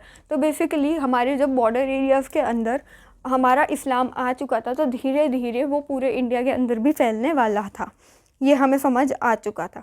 फिर जब 711 AD मतलब CE के अंदर जब सिंध को उन्होंने कैप्चर कर लिया, किसने? महमूद कासिम ने, तब हमारा इस्लाम बॉर्डर एरिया में आया। और उसके बाद जब अफगान्स और टर्क्स ने दिल्ली सल्तनत को बनाया, पहले वो बनाई स्लेव डायनेस्टी, उसके बाद आपके आई खिलजी, फिर तुगलक, फिर सैयद, फिर लोदी, और लोदी को ख़त्म किया बाबर ने। और उसके बाद हमारी शुरू हुई जो हमारी दूसरी डायनेस्टीज थी, वो मुग़ल एम्पायर जो था बेसिकली, वो हमारा शुरू हो रहा था। तो अब ये सारे जो थे, ये सारे मुस्लिम्स थे। अब जाके मुस्लिम्स की एंट्री हुई है हमारे इंडिया के अंदर, ठीक है ना। तो अब ये सारे पूरे डेक्कन वाले पार्ट में है, सारे ऑलमोस्ट हर सब कॉन्टिनेंट वाले एरिया के अंदर है। तो अब जब इतने एरिया को वो लोग अगर कैप्चर करेंगे, तो ऑफकोर्स एक रिलीजन तो उसके अंदर फॉलो होगा ही ना, एक रिलीजन तो उसके अंदर स्प्रेड होने वाला ही है, समझ रहे हो। मुग़ल एम्पायर हमारा आ रहा था 16 CE के आसपास, ठीक है। अब क्या हो रहा था कि ये जो सारे लोग थे ना, हम टॉपिक में इस्लाम लिख देती हूँ। अब ये जो सारे लोग थे ना, ये लोग करते थे उलेमा को फॉलो। उलेमा कौन होते हैं? जो कि हमारे शरिया को बताते हैं। उलेमा कौन होते हैं? बेसिकली जो शरिया लॉ को अच्छे से जानते हैं ना, उस ग्रुप को हम बोलते हैं उलेमा ग्रुप। जैसे कि कॉन्स्टिट्यूशन के लिए लोग नहीं होते, जैसे कि हमारा यहाँ पे वेदास के लिए ब्राह्मण्स हैं, वैसे उलेमा जो है शरिया के लिए। शरिया क्या होती है? मुस्लिम्स की लॉ बुक होती है। अब क्या होता है, उस लॉ बुक के अकॉर्डिंग ही लोगों को चलना होता है। तो इन्होंने बोला था कि उलेमा इनको हमेशा गाइड करती थी कि कैसे एक कंट्री को फॉलो करना है, या एक कंट्री को कैसे आपको सपोर्ट करना है, या फिर वहाँ पे रूल कैसे करना है, ये सारे शरिया के अकॉर्डिंग चलो, वो ये सारी चीज़ें कहते थे। पर वहाँ पे क्या हो रहा था कि धीरे धीरे क्या हो रहा है कि यहाँ पे सिर्फ दिल्ली के अंदर, दिल्ली या छोड़ो इंडिया के अंदर हमारे सिर्फ मुस्लिम्स तो हैं नहीं, यहाँ पे नॉन मुस्लिम की मेजॉरिटी तो हद से ज़्यादा। यहाँ पे क्या हो रहा था कि हमारे यहाँ पे कुछ ज़िम्मी लोग थे। ज़िम्मी कौन होते हैं? ज़िम्मीज़ थे हमारे, जो हमारी जिम्मेदारी थी। ज़िम्मी का मतलब क्या होता है? जिम्मेदारी, मतलब एक ज़िम्मी ग्रुप था जिसको हम बोलते हैं ज्यूज़, हिंदूज़, क्रिश्चियंस। अब ये कौन है ज़िम्मीज़? बेसिकली ये हमारे नॉन मुस्लिम ग्रुप हैं जिनको हमें प्रोटेक्ट करके रखना है कि इनके साथ कभी भी कोई एक्सप्लॉयटेशन ना हो। तो इसलिए ये लोग कहते थे कि आप हमें हम आपको प्रोटेक्ट करेंगे, बट इन रिटर्न हम आपसे लेने वाले हैं जजिया। जजिया क्या होता है? Religious tax. वो कैसे? जब आप पिलग्रिमेज करने जाते हो, तीर्थ यात्रा पे जाते हो, या अपने रिलीजन को फॉलो करने के लिए आपको जजिया देना पड़ेगा। ये सारा कर रखा था कि ताकि हमें टैक्स मिले, हमारी ट्रेजरी भरे। पर वहीं पे हमारे अकबर जैसे कुछ रूलर्स थे जिन्होंने कहा नहीं, हम जजिया को हटा रहे हैं, आपको अपनी रिलीजन को फॉलो करने के लिए अब जजिया नहीं देना पड़ेगा। पर बाद में उसको फिर से कंटिन्यू कर दिया था बाकी रूलर्स ने। पर अकबर आया और उन्होंने कहा कि नहीं, आपको जजिया नहीं देना, आप हमारे साथ नॉर्मली अपना रिलीजन फॉलो करो, हम आपको कभी कुछ भी नहीं कहेंगे। ये सारी चीज़ें हो रही थी। टैक्स एग्जम्पशन किसने करी थी? पर हमारे अकबर और औरंगज़ेब ने। इसके बाद दोबारा से क्या हुआ कि नेक्स्ट, ये हमारा टॉपिक ख़त्म होता है। थोड़ा सा इंट्रो दे दिया कि 7/11 के अंदर जैसे कि हमारा सिंध कैप्चर हुआ, उसके बाद दिल्ली सल्तनत आई, उसके बाद हमारा मुग़ल एम्पायर आया, उसकी वजह से धीरे धीरे हमारे पूरे इंडिया के अंदर इस्लाम आने लग गया। पर हमारे जो रूलर्स थे उनको, जो मुग़ल रूलर्स थे या फिर मुस्लिम रूलर्स थे, उनको उलेमा, मतलब कि जैसे हमारे यहाँ पे ब्राह्मण थे उनके वहाँ पे उलेमा है, वो लोग गाइड करते कैसे रहना है। उन्होंने कहा कि हमारे यहाँ पे हमारी कुछ ज़िम्मी ग्रुप है, मतलब हमारी जिम्मेदारी कि हम इन ग्रुप्स को संभाल के रखें और इन पे कोई भी एक्सप्लॉयटेशन ना हो। इसलिए उन्होंने कहा हमें जजिया टैक्स दो, मतलब अपना रिलीजियस टैक्स दो कि तुम अपने रिलीजन को फॉलो कर पाओ। पर टैक्स एग्जम्पशन किसने करी? अकबर और औरंगज़ेब ने, कि नहीं नहीं, कोई ज़रूरत नहीं टैक्स देने की, तुम अपना रिलीजन बिना टैक्स के भी फॉलो कर सकते हो। अब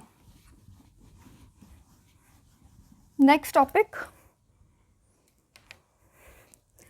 the popular practice of Islam. Basically यहाँ पे क्या है कि यहाँ पे बताया कि इस्लाम के 5 मेन पिलर्स थे, क्लास 11th में भी हमने पढ़ा था, तो अभी भी वही है कि हमें 5 मेन पिलर्स तो इस्लाम के फॉलो करने ही होते हैं हर जगह पे। कैसे कि सबसे पहला होता है शहादा, कि यहाँ पे सिर्फ एक ही गॉड है विच इज़ अल्लाह। दूसरा आपका होता है कि नमाज या फिर सालत, मतलब कि नमाज या फिर सालत, इसका मतलब एक दिन में 5 बार आपको नमाज को पढ़ना पड़ेगा। तीसरा आपका होता है ज़ाकत, मतलब कि आपको अपनी मंथली इनकम में से थोड़ा सा शेयर जो है आपको देना पड़ेगा लोगों को, ये होता है थर्ड। फोर्थ होता है आपका स्वाम के महीने में, मतलब सावम के महीने में जो आप रोज़े रखते हो, फास्ट रखते हो, वो आपको रखने ज़रूरी हैं। एंड फिफ्थ इज़ हज, कि अपनी लाइफ में एक बार आपको हज की यात्रा तो करनी पड़ेगी, मतलब मक्का मदीना में जो हमारा काबा है वहाँ पे जाके एक बार तो आपको पूजना पड़ेगा, तभी आप एक कट्टर मुस्लिम कहलाओगे।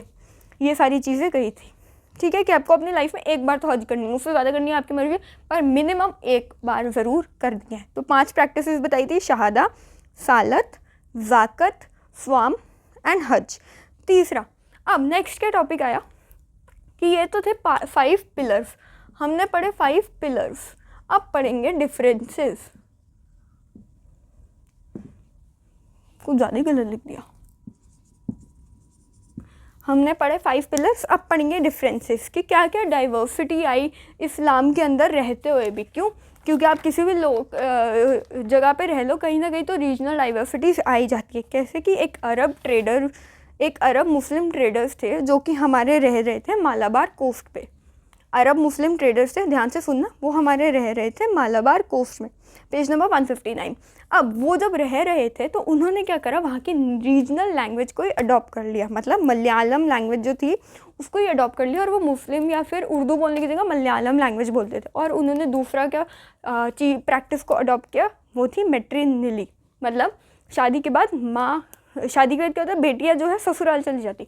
यहाँ पे क्या होता है, शादी के बाद बेटी तो घर पे रहेगी, जो हस्बैंड होगा ना वो अपना घर छोड़ के इधर आएगा, इसको बोलते थे मैट्रिनिली। तो यहाँ पे 2 रीजनल डाइवर्सिटीज़ क्या आई कि पहला कि मालाबार कोस्ट में जो हमारे अरब मुस्लिम ट्रेडर्स रहते थे, वो मालाबार कोस्ट पे रहते थे, उन्होंने मलयालम लैंग्वेज को अडॉप्ट कर लिया, और दूसरा उन्होंने मैट्रिनिली को फॉलो करा। तीसरी चीज़ क्या हुई कि 13वीं सेंचुरी में एक मॉस्क मिली, ये जो फिगर है आपकी, ये बता रही हूँ मैं आपकी, हमेशा मॉस्क कैसे होती है, गुंबद टाइप का ऐसा कुछ बना होता है, ऐसा कुछ बना होता है, ये होती है आपकी मॉस्क, ठीक है। पर यहाँ पे क्या हो रहा था कि जैसे हमारे टेम्पल्स नहीं बने होते, ऐसा पॉइंटेड शिखर बना होता है यहाँ पे, तो यहाँ पे क्या हुआ कि केरला में एक मॉस्क थी जो 13वीं सेंचुरी में मिली, जिसपे ऐसे शिखर बना हुआ है, मतलब वो ऐसे पॉइंटेड टाइप की है, उसमें ऐसे सर्कल टॉम टाइप का कुछ नहीं बना हुआ। तो आप ये देख रहे हो किस तरीके से रीजनल डाइवर्सिटी आई। इतना समझ आया? अब हमने डाइवर्सिटी या डिफरेंसेस पढ़ ली, तो अब हम सिमिलैरिटीज़ भी पढ़ेंगे।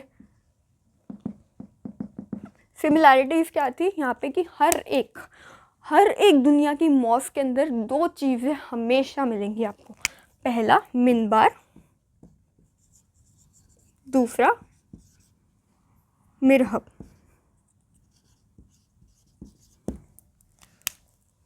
एक सेकेंड रुकना। पहला होता था मिनबार, दूसरा होता था मिरहब। अब जो आपका मिनबार होता था ना, वो एक लेक्चर स्टैंड होता था। लेक्चर स्टैंड मतलब जैसे एक पोडियम टाइप का या एक जगह जिस पे आप खड़े होकर अपनी स्पीच देते हो बेसिकली। कि फ्राइडेज़ को जैसे कि अगर आपको कुछ जैसे कि कुछ होता है ना वहाँ पे, तो आपको जब भी कोई स्पीच देनी होती है या कभी भी कुछ पढ़ाना होता है तो आप उस मिनबार पे पढ़ाते हो, मॉस्क के अंदर। दूसरा होता है आपका मिरहब। अब मिरहब क्या होता है कि एक ना ऐसे दीवार होती है जो थोड़ी ना अंदर की तरफ ना धसी होती है।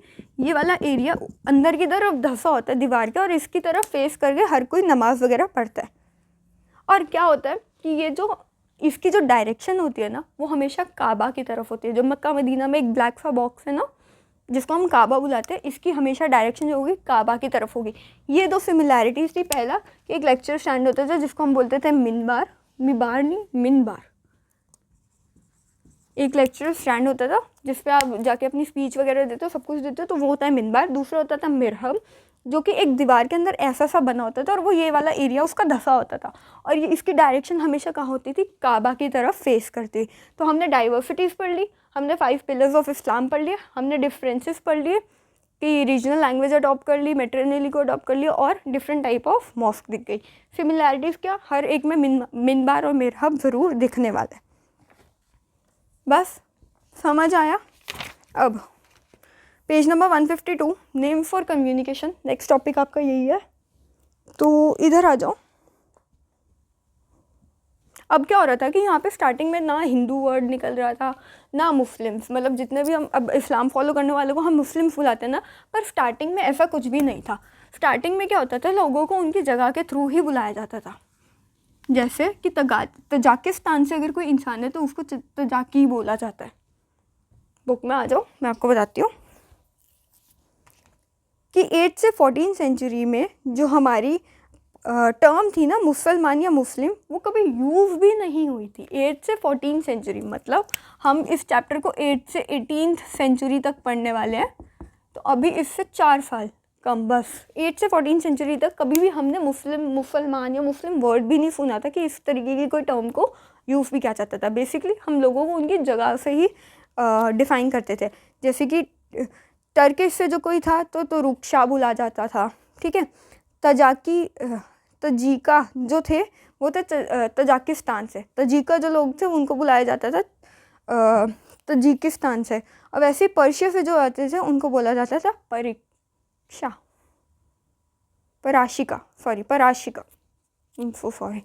जो पर्शिया से लोग आते थे उनको बोला जाता था पराशिका, मतलब कि उनको उनकी प्लेस से ही समझा जाता था। वैसे ही जो हिंदू थे ना, ये कैसे निकले, हिंदुस्तान से। हम और हमारी लैंग्वेज भी ऐसी निकले, हिंदी। और वैसे जैसे कि इस्लाम में, या फिर हम ये कह सकते हैं, हाँ इस्लाम में जैसे ये सारे वर्ड्स यूज़ कर रहे हैं, वैसे ही हिंदू या फिर भक्ति ट्रेडिशन में जैसे हमारे ब्राह्मण थे, उन्होंने क्या यूज़ करा था कि ये मलीच है। जो आउटसाइडर्स होते थे या बारबेरियंस होते थे, जिनको संस्कृत लैंग्वेज से वो अनअवेयर होते थे, उनको बोलते थे ये मलीच है, बोलते थे ना। या फिर जैसे कि हमारे जो अफ़गान्स और टर्क्स थे उनको शाकास बोला जाता था, जो रूल करने भी आए थे ना, शाका डायनेस्टी है ना, तो उनको क्या बोला जा रहा है, शाकास। कौन है, बेसिकली वो अफ़गान और टर्क से बिलोंग करते हैं। वैसे जो ग्रीक से बिलोंग कर रहे थे उनको बोला जाता था यवना। तो ऐसे ही अलग अलग जगह से अलग अलग लोगों को डिनोट करा जा रहा था। ऐसे मुसलमान या फिर हिंदू ऐसे चीज़ों को यूज़ नहीं कर रहे थे। पर धीरे धीरे हमारा जो सूफिज़म आएगा, अब आएगा सूफिज़म। अब इतना समझ लिया इस्लाम के बारे में, ठीक है। अब नेक्स्ट टॉपिक आता है हमारा the growth of Sufism. Basically हमारा सूफिज़म आया कैसे, बेसिकली हम पहले बॉक्स पढ़ेंगे 153 का। सूफिज़म जो है वो जो टर्म है ना, बेसिकली 3 वर्ड से निकली है। मतलब हमारे जो स्कॉलर्स हैं वो कहते हैं बेसिकली इन 3 टर्म्स में से एक से निकली है। पहले आ जाओ, सूफिज़म जो है एक इस्लामिक टेक्स्ट से निकला है जिसको बोलते हैं तज़व्वुफ़, ठीक है, तज़व्वुफ़। तो बेसिकली अब क्या है कि जो हमारी सूफिज़म है,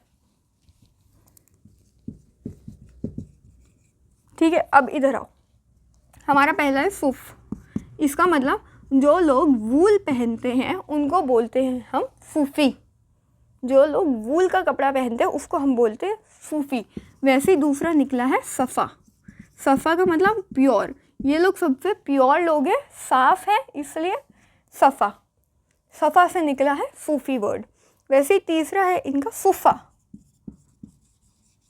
तीसरा वर्ड है इनका फुफा, जो कहते हैं कि ये लोग जो है प्रॉफिट की जो हमारी मॉस्क बनी हुई है ना, उसके बाहर के आउटसाइड एरिया पे जो लोग रहते थे ना, उनको हम बुलाते थे फुफा, और उस टर्म से निकला है हमारा सूफिज़म। समझ आया? हमें सूफिज़म टर्म कहाँ से मिली है? इन 3 वर्ड से मिली है। अब आते हैं ग्रोथ ऑफ सूफिज़म में। 19वीं सेंचुरी में हमें इन टर्म से पता चल रहा था कि सूफिज़म आ रहा है, ठीक है। और क्या बता रहे थे कि जो कुरान के जो यहाँ पे क्या हो रहा था कि जो उलेमा वर्ग था या दूसरे लोग थे, वो क्या कर रहे थे कि कुरान में जो चीज़ें लिखी हुई हैं उसको वो बोल रहे थे, जो चीज़ें कुरान के अंदर लिखी उस चीज़ों को बता रहे थे।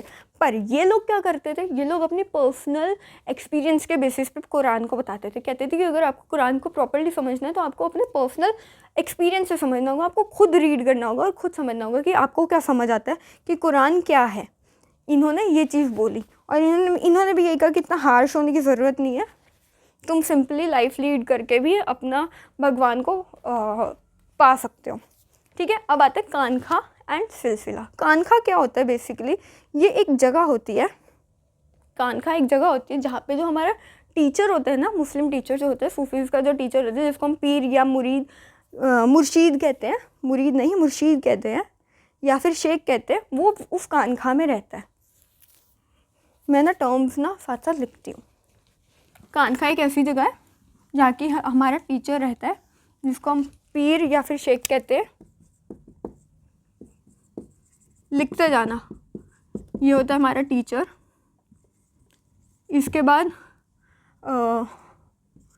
मुरीद, एक मिनट चेक कर लूँ, हाँ, जो होते हैं डिसाइपल।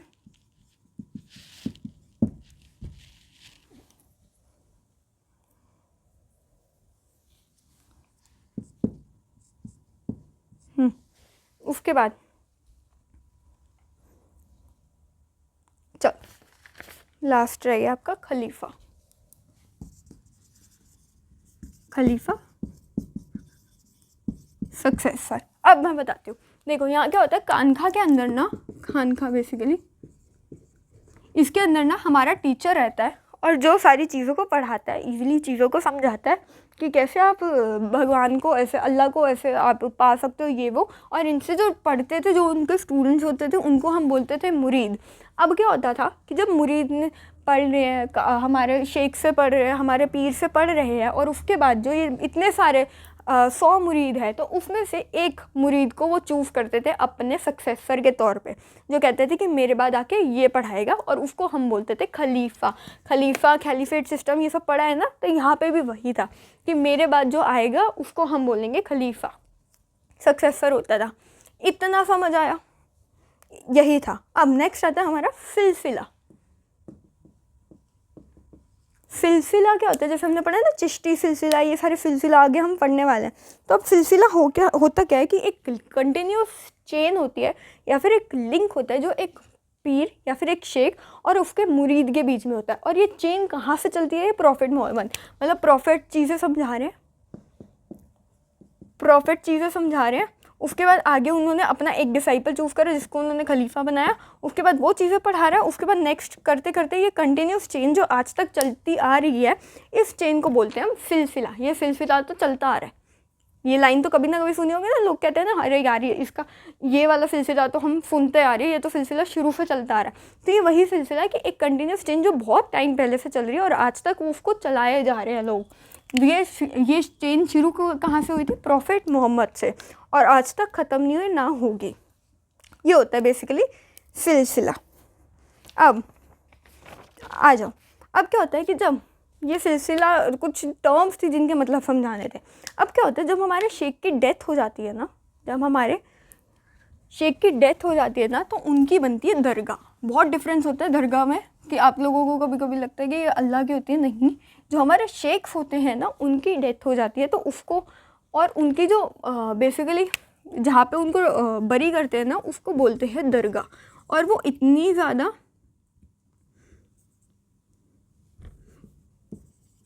और वो इतनी ज़्यादा प्योर होती है, या फिर कहते हैं कि इतनी ज़्यादा अच्छी होती है, सेक्रेड होती है बेसिकली, कि वहाँ पे लोग जाते हैं, पूजते हैं, वहाँ पे लोग उधर टॉम श्राइन जो होती है बेसिकली, वहाँ पे लोग जाते हैं और उनके मत्था टेक के आते हैं बेसिकली, तो वो होती है दरगाह। अब जब आप यहाँ पे मत्था टेकने जा रहे हो उसको हम बोलते हैं ज़ियारत।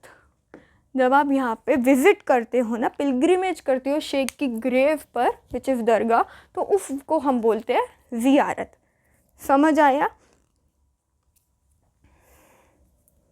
समझ आया? चलो नेक्स्ट टॉपिक आपका, यहाँ पे दो तरीके के सूफीज़ होते हैं। कैसे? एक होते हैं बेशरिया और एक होते हैं बाशरिया।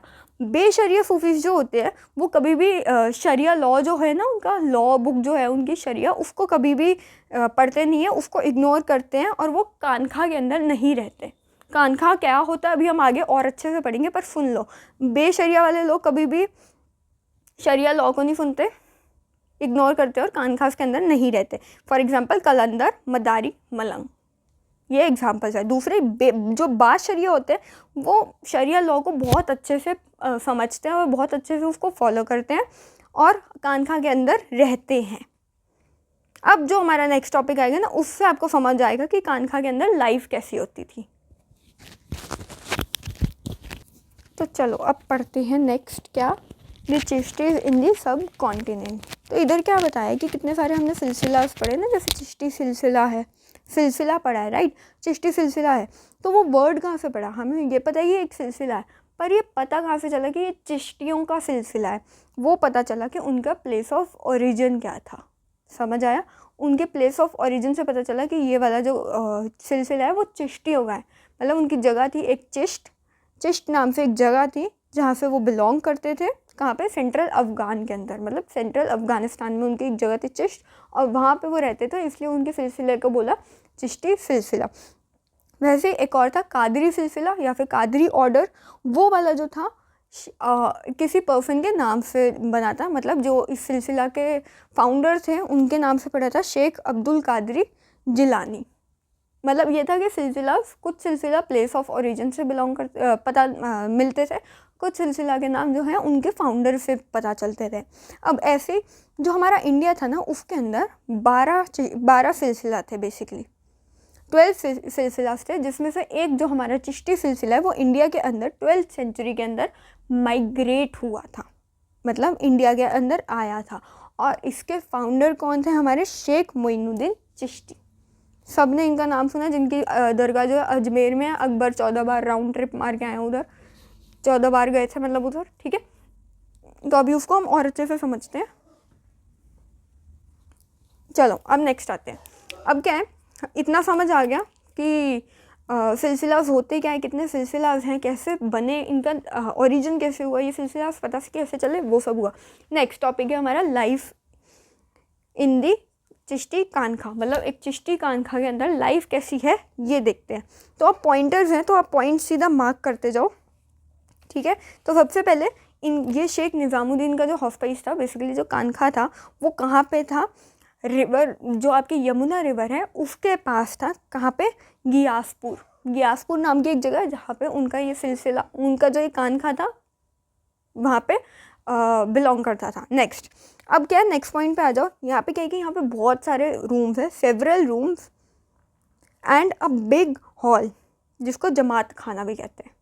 मतलब यहाँ पे इस कानखा के अंदर बहुत सारे रूम होते हैं, बेसिकली एक घर तरीके का ही होता है जिसमें बहुत सारे रूम है, एक हॉल है जिसको हम जमात खाना भी बोलते हैं। और इसके अंदर जो बाहर से लोग आते हैं वो जो चिश्ती, जो हमारे शेख होते हैं, पीर होते हैं, उनसे मिलने आते हैं। कहाँ पे? इस हॉल के अंदर, और प्रे करते हैं कि काश हमारी कोई भी ऐसे कुछ उनका ये थिंकिंग थी कि अगर कुछ भी नेगेटिव हो रहा है उनके साथ तो यहाँ जाएंगे और प्रे करेंगे तो बहुत पॉजिटिव में कन्वर्ट हो जाएगा वो। थर्ड पॉइंट आ जाओ कि इनके जो इनमेट्स थे ना, जो इनमेट्स में कह रही हूँ, जो बाहर से भी लोग आते थे, उनको इंक्लूड करते हुए यहाँ पे खुद शेख रहते थे, उनकी फैमिली रहते थे, और उनके जो डिसिपल्स होते थे ना वो भी यहीं रहते थे, इसी एक कानखा के अंदर वो सारे लोग रहते थे। His attendants and his disciple. Fourth point, sheikh lived in a small room on the roof of the hall where where he met visitors in the morning and the evening. मतलब जो शेख थे उनका कमरा कहाँ होता था, छत पे होता था, जहाँ पे वो सारे विजिटर्स से सुबह शाम मिलते रहते थे। पॉइंट्स मार्क करा रही हूँ कि इसको याद रखना कि अगर क्वेश्चन आ जाता है कि चिश्ती खानका के अंदर लाइफ कैसी होती है, ये पॉइंट्स थोड़े से एक्सपैंड करके खुद लिख लेना। 5th point, a verandah surrounded in the courtyard and a boundary wall ran around the complex. मतलब एक वरांडा भी था कोर्टयार्ड के आसपास और बहुत अच्छे से बाउंड्री वॉल्स वगैरह सब प्रोटेक्शन फोर्टिफिकेशन वगैरह वैसे सब सीन उन्होंने कर रखा था। 5th पॉइंट हो गया। 6 क्या हुआ कि ये क्या था, इन लोगों की क्या थिंकिंग थी, ये जो सिलसिला का कानखा था ना, चिश्ती सिलसिला का जो कानखा था सेफ था। बेसिकली कोई भी कानखा जो था ना उनके लिए, इनकी ये थिंकिंग थी सेफ था, क्योंकि उस टाइम पे मंगोल्स बहुत ज़्यादा राइज कर रहे थे और उनका बहुत ज़्यादा डर था कि वो अटैक करेंगे। इसलिए वहाँ पे जो लोग थे ना, सारे जितने भी लोग बाहर थे वो सारे कानखा में आके रहने लग गए कि यहाँ पे हम लोग सेफ है, प्रोटेक्टेड है, यहाँ पे हमें कोई टच नहीं कर सकता। समझ आया? 6 पॉइंट ये कहता है। 7th पॉइंट, यहाँ पे हमेशा लंगर लगा रहता है, ओपन किचन है, यहाँ पे कोई भी आके खाना खा सकता है, किसी को भी रोक टोक नहीं है। यहाँ पे langar, open kitchen which is langar, run on फुतू, मतलब अनआस्क्ड चैरिटी। मतलब जब आप किसी से मांगते नहीं हो और कोई आपको दान दे दे, गिफ्ट दे दे, चैरिटी दे दे, तो वो होती है फुतू। और फुतू के बेसिस पे लंगर चलता था 24/7, मतलब आप कभी भी खाली पेट नहीं जाओगे।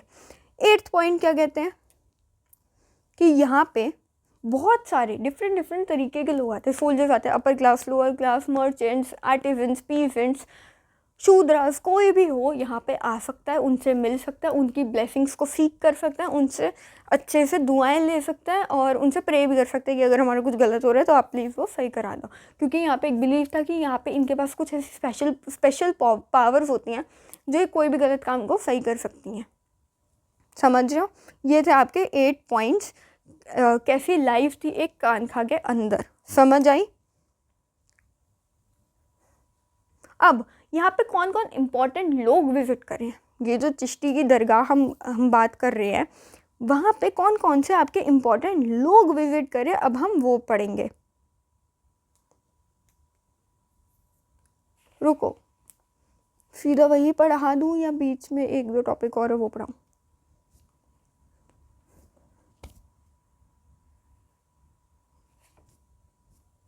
रुको मैं 1 सेकंड देखती हूँ, मैं बताती हूँ क्या पढ़ना है इसके बाद। ठीक है, यही पढ़ते हैं। तो क्या बता रही हूँ मैं कि यहाँ पे अब कौन कौन से इम्पोर्टेंट लोग आए थे। तो सबसे पहले अमीर हसन सिज्जी और अमीर खुसरो, 2 पोएट्स थे जिनके हमने नाम सुने, वो दोनों। और वैसे ही एक और कोर्ट हिस्टोरियन थे, ज़ियाउद्दीन बरानी। ये हमारे जो लोग थे, ये लोग इस दरगाह पे विज़िट कर रहे थे। कौन सी दरगाह पे? हमारी जो शेख चिश्ती की दरगाह है उधर ये आके विज़िट कर रहे थे। अब इनके अलावा भी बहुत से जो हमारे लोग थे वो भी विज़िट कर रहे थे, वो मैं आगे बताऊंगी, पहले इतना समझते हैं। अब क्या हो रहा था यहाँ पे कि अब आपको अगर दरगाह पे जा रहे हो या आप किसी शेख पे विज़िट करने जा रहे हो, किसी शेख से मिलने जा रहे हो, तो यहाँ पे कुछ प्रैक्टिसेस होती थी कि जो आपको फॉलो करनी है। सबसे पहली प्रैक्टिस क्या होती थी? बोइंग बिफोर द शेख, मतलब उनके सामने झुकना होता था। अगर आप शेख से मिलने जा रहे हो तो उनके सामने झुकेंगे उनकी इज़्ज़त करने के लिए।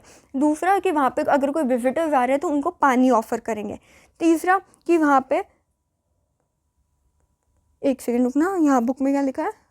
हाँ, शेविंग द हेड्स, मतलब कि आप हेड शेव करेंगे अपना अगर आप वहाँ पे विज़िट कर रहे हैं। ये आपकी बुक में लिखी हुई है, ठीक है ना। यहाँ पे practices that were adopted including bowing before the sheikh, offering water to visitors, shaving the heads of the initiates and the yogic exercises. ये 4 प्रैक्टिसेस थी जो आपको करनी होती थी अगर आप यहाँ पे आ रहे हो।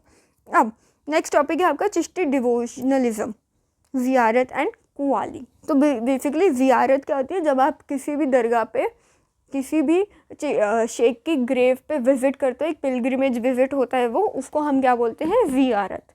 और दूसरा कवाली, सबको पता है कवाली गाते हैं, सॉन्ग्स गाते हैं अल्लाह के नाम के अच्छे, मतलब हमने कितने सुने भी हुए हैं ना, कुन फया भी तो उनमें से एक है ना, तो वो भी एक तरीके का वैसा ही बनाया हुआ है।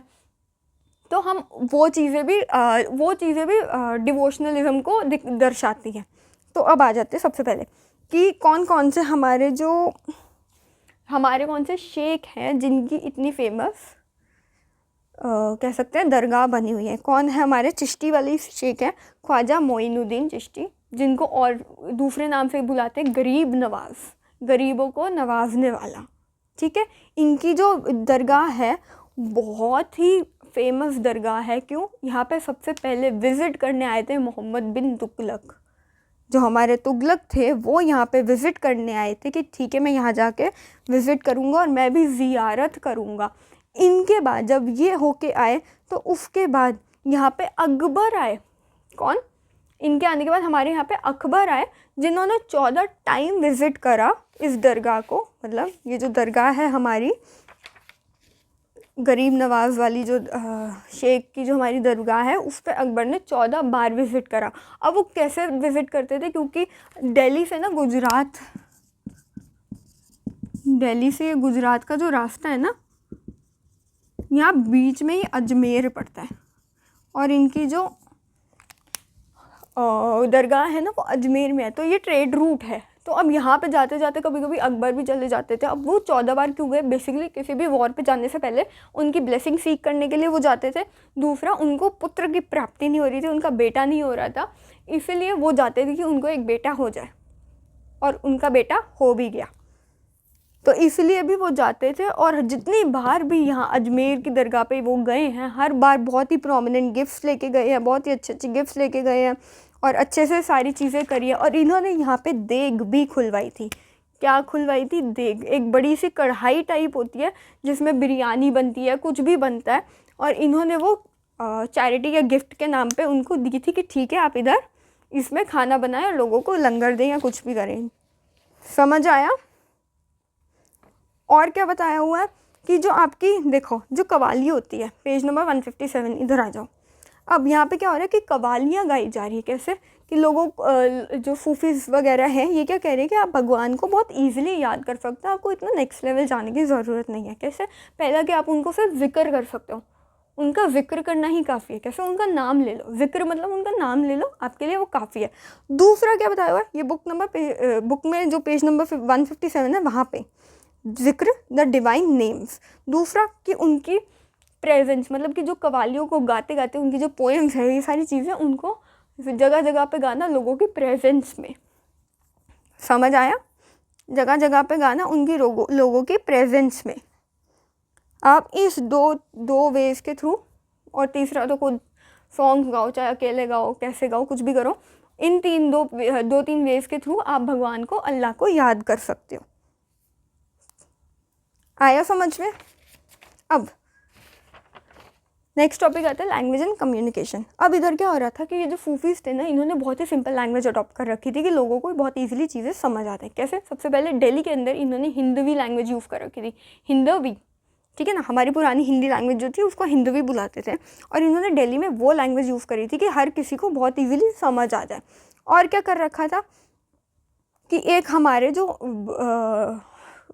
मुरीद टाइप के थे, बाबा फरीद, जो हमारे बाबा फरीद थे, इनके जो वर्सेस थे वो इतने अच्छे थे और इतने सिंपल लैंग्वेज में लिखे होते थे कि उसको गुरु ग्रंथ साहिब के अंदर भी कंपोज करके कंपाइल किया गया था। मतलब बाबा फरीद के जो वर्सेस है हमें वो गुरु ग्रंथ साहिब के अंदर भी दिख जाएंगे। और इन्होंने बहुत अच्छी अच्छी पोएम्स और स्टोरीज़ भी लिखी थी। कैसे कि सबसे पहले इन्होंने लिखी थी मसनवीस। वो क्या है कि वो मसनवीस नाम की एक स्टोरी लिखी है, तो उसमें वो क्या बता रहे हैं कि एक ह्यूमन का जो प्यार है मसनवीस, और दूसरी क्या है, प्रेम अखियाँ, लव स्टोरी। अब इन्होंने क्या बताया कि इसमें एक ह्यूमन के प्यार को भगवान के प्यार से कंपेयर करा है कि दो ह्यूमन सोल्स के अंदर भी इतना अच्छा प्यार है कि वो डिवाइन लव के इक्वल हो जाता है। वैसे ही प्रेम अखियाँ, उन्होंने उसमें क्या बताया कि जो हमारे राजा रतन सिंह थे और जो हमारी महारानी पद्मिनी थी, उनकी प्रेम कथा बताई, उनकी लव स्टोरी बताई कि वो कितना एक दूसरे से प्यार करते हैं। ये सारी चीज़ें उन्होंने बताई हैं। तो वो क्या बता रहे हैं कि दो सोल्स जब दो जिसमें एक जान हो जाती है तो वो इतना ज़्यादा प्योर है कि वो एक डिवाइन लव के इक्वल हो जाती है। इन्होंने ये चीज़ बताई है। दूसरा कि जो साउथ इंडिया है वहाँ पे इन्होंने उर्दू लैंग्वेज के अंदर कर्नाटका वाली जो बीजापुर जो कर्नाटका के अंदर है, वहाँ सब में इन्होंने उर्दू लैंग्वेज यूज़ करी और वहाँ पे भी बहुत ही सिंपल लैंग्वेज यूज़ करी और सारे लोग इनको इनकी लैंग्वेज, इनकी जो कवाली वगैरह थी चीज़ों को समझ पा रहे थे और ईज़िली अडॉप्ट कर पा रहे थे। और ये इतनी ही सिंपल थी कि एक वीमेन अगर घर में कपड़े सिल रही है, बर्तन धो रही है, कुछ भी कर रही है, तो उस टाइम पे भी गाने गा के वो लोग वो सारे काम कर सकती थी। तो सोचो जब इतनी सिंपल लैंग्वेज है तो कोई भी उसको एक्सेप्ट तो करेगा ही ना। समझ आया? और क्या हुआ कि यहाँ पे सिर्फ ये नहीं कि सिर्फ विमेन इसको गा रही है, क्या हो रहा है यहाँ पे वेडिंग सॉन्ग्स भी बन रहे हैं, शादियों के लिए भी सॉन्ग्स बन रहे हैं कि तुम शादी में चलाने के लिए भी गाने तुम्हें मिल रहे हैं, इतना सब कुछ हो रहा है, तो क्यों कोई उसको एक्सेप्ट नहीं करेगा। समझ आया? और लास्ट चीज़ क्या समझ आती है इससे, कि ये जो है ना इंस्पायर्ड कहाँ से थे, ये हमारे भक्ति ट्रेडिशन से इंस्पायर्ड थे, ये हमारे बुद्धिज़्म से इंस्पायर्ड थे, ये हमारे जितने भी पुरानिक ट्रेडिशंस थे, बेसिकली लिंगायत्स वगैरह जितने भी थे, भक्ति ट्रेडिशंस थे, लिंगायत्स थे, उनसे इंस्पायर्ड थे। कैसे कि उनको पता था कि ये लोग जा के जगह जगह पे जा के सारी चीज़ों को करवाते हैं, सब चीज़ों को पढ़ाते हैं, मतलब गाने गाते, डिवोशनल सॉन्ग्स वगैरह गाते, तो हमें भी यही करना है। और उन्होंने ऐसा करा तो वो भी इसलिए प्रोमिनेंट हो गए और फैल गए। समझ आया? अब लास्ट टॉपिक है और इसके बाद क्लास बंद हो जाएगी। नेक्स्ट क्लास के अंदर इसका एक और पार्ट आएगा जिसमें कबीर, गुरु नानक देव और हम मीराबाई के बारे में पढ़ेंगे, क्योंकि अभी इन दोनों को ही समझ लो तो उतना भी काफ़ी है। तो लास्ट टॉपिक आता है सूफी एंड द स्टेट। यहाँ पे क्या बताया हुआ है कि यहाँ पे कैसे एक सूफी को और एक स्टेट को एक दूसरे की ज़रूरत है। जैसे हमने भक्ति वाले में पढ़ा था वैसे ही हम यहाँ पढ़ने वाले हैं। कैसे कि यहाँ पे सुल्तान जो होते थे ना, यहाँ पे चैरिटेबल ट्रस्ट खुलवाते थे, मतलब कि लोग यहाँ पे आके चैरिटी करें और ये सारा जो पैसा इकट्ठा होगा वो सारे हम सूफी शेख्स को दे दें। अब ये क्या होता है कि सूफी शेख जो हमारे शेख्स होते हैं वो भी इसको अपने आप को बढ़ाने के लिए यूज़ नहीं करते। वो सारा जो पैसा होता है वो हमारा लंगर में चला जाता है, जो हमारा जो खाना बन रहा होता है, डोनेशंस होती है, वो सारी वो बेसिकली बेसिक रिक्वायरमेंट्स जो होती है ना लोगों के उस टाइम पे उस जगह पे चला जाता है। समझ आया? बेसिक रिक्वायरमेंट्स को फुलफिल करना। अगर कहीं कानखा में कहीं तोड़ फोड़ हो गई है, कहीं कुछ जगह टूट गई है, उसको ठीक करा दिया, लंगर चल रहा है वहाँ पे पैसा दे दिया कि अनाज खरीदो, लोगों को खाना खिलाओ कंटिन्यूसली, क्यों है ना। तो इसलिए ये लोग इस तरीके से यूज़ करते थे। अब क्या होता था कि इससे चैरिटेबल ट्रस्ट वगैरह जो खुलवाए हैं या फिर चैरिटी जो उन्होंने खुद भी करी है, इससे इनको क्या फ़ायदा हो रहा है राजाओं को? उनका तो पैसा ही जा रहा है ना। उनको ये क्या फ़ायदा हो रहा है कि उनको पॉपुलैरिटी मिल रही है, उनको पॉपुलैरिटी मिल रही है कि ओ ये इसको रिलीजन को फॉलो कर रहे हैं, हम भी उसी को करते हैं। वही सेम चीज़ है। और क्या चीज़ हो रही थी? अब क्या हो रहा था कि इन दोनों के बीच में ना सबसे पहले क्या हुआ, जो सूफी नए नए आए थे ना, सूफी से भी पहले जो हमारे मुस्लिम रूलर्स थे जितने भी थे, वो सारे जब आए ना, यहाँ क्या हुआ कि यहाँ पे ज़्यादा से ज़्यादा नॉन मुस्लिम्स की जो सिटीजन्स थे, जो ऑलमोस्ट सारे नॉन मुस्लिम्स थे। अब उलेमा वाले जो कह रहे थे नहीं तुम शरिया के अकॉर्डिंग ही रूल करो, शरिया के अकॉर्डिंग सारे लोग चलेंगे, शरिया के अलावा कुछ नहीं कर सकते तुम। तो इनको ये राजा को ये हो रहा था कि यार जब वहाँ पे नॉन मुस्लिम है उन पर शरिया कैसे इम्पोज कर दे। उस टाइम पे सूफीज़ आके इनकी चीज़ों को रिजॉल्व करते थे। तो इसलिए भी सूफीज़ की जो प्रोमिनेंस थी तो वो थोड़ी सी बढ़ गई थी, क्योंकि जब इन दोनों के बीच में लड़ाई हो रही थी तो इन्होंने आके सारी चीज़ों को रिजॉल्व करवाया था। फिर क्या हुआ, जब धीरे धीरे सूफीज़ की भी प्रोमिनेंस बढ़ने लगी, राजा भी अपने हाई लेवल पे, दोनों इक्वल हो गए, दोनों में कंपटीशन चल गया कि कौन ज़्यादा अच्छा है, मतलब किसके फॉलोअर ज़्यादा होने चाहिए, अच्छा तो नहीं, किसके फॉलोअर ज़्यादा होने चाहिए। जैसे राजा के सामने तुम झुकते हो ना, शेख्स ने बोले अब हमारे सामने भी झुकोगे, तभी आया ना कि तुम वो करोगे अपने शेख के पहले सामने। समझ आया? यहाँ पे ये चीज़ें हो रही थी, इनके बीच में डिस्प्यूट होने लग गए थे। यहाँ पे दिया हुआ है लास्ट पैराग्राफ जो ना, उसमें यही दिया हुआ है कि सबसे पहले वो करोगे, उनके पैरों को चूमते हो, हमारे भी पैरों को चूमो। वो सारी चीज़ें कर रहे थे ताकि जिससे शेख्स की जो प्रोमिनेंस है वो पता चल जाए। एक एग्जांपल क्या दिया हुआ, निज़ामुद्दीन औलिया ने खुद को कैसे एड्रेस कर दिया, उन्होंने खुद का एक और नाम दे दिया सुल्तान उल मशएक, सुल्तान उल मशएक। इस नाम से कर दिया कि सुल्तान, एक शेख भी सुल्तान है तो अब मैं भी ऐसा ही हूँ, सिर्फ राजा तुम्हारा प्रोमिनेंट नहीं है, मैं भी हूँ। तो इन दोनों के बीच में कंपटीशन शुरू हो गया था। तो इससे हमारा भक्ति सूफ़ी वाला टॉपिक ख़त्म हो गया। लास्ट के 3 टॉपिक मैं नेक्स्ट क्लास में समझाऊंगी। तब तक इसको पढ़ लो, अपने बुक से रीड कर लो, नोट्स शॉर्ट नोट्स बना लो, मुझसे चाहिए कमेंट में बता दो, दे दूँगी। और बस अच्छे से प्रैक्टिस करो and all the best for your goals. Bye bye.